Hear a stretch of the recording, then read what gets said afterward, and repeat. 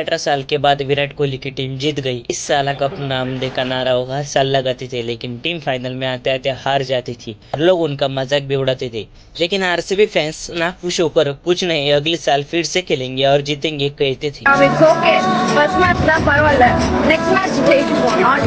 लेकिन भगवान के घर में देर है मगर अंधेर नहीं। भगवान का नाम जपो, बिल्कुल चिंता मत करो। फाइनली 3 जून को इंडियन प्रीमियर लीग में आरसीबी ने कप जीत ही लिया। लेकिन दोस्तों इसमें एक ट्विस्ट भी है।